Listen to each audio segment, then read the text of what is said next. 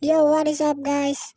Welcome po sa panibago nating GTA series mission. So ito po, may tinatawagan na naman po si CJ, ang kanyang tropa, at nagpapaligtas po at pupuntahan na po natin. So ito, pipili po tayo ng sasakyan na ating magagamit at pinili ko po ay yung magandang sasakyan.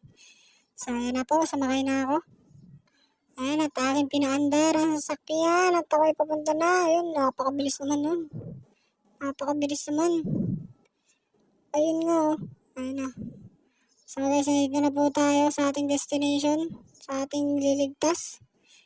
So ayan guys, balak ko sila dito banggain, pero yung kotse na bangga ko, pinagbabaril nila ako, yung isa nagtangka buksan yung pintuan ko. So ako syempre hindi ako papayag, nagpalit ako ng baril, naghanap ako ng pagtataguan at binaril ko na silang lahat isa-isa. Ayan, pang, pinagbabaril ko sila dyan. Tinahanap ko yung isa, hindi ko mahanap yung isa. Parang nagtatago, yung pala nasa hagdan lang po pala siya. At pinagbabaril ko rin, pang. So, hindi ko na alam dito kung anong gagawin ko. Hinahanap ko rin sila kung nasan sila. No, hinahanap ko rin, tinry ko pumasok sa bahay. Pero hindi pala pwede.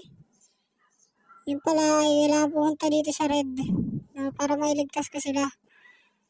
So, wala pa rin pagbabago. So, napansin ko na kailangan sumakay sa kotse para may magbago. At ayun na nga po, kasama niya na po ang kanyang kapatid niya yata to. Kami pauwi na.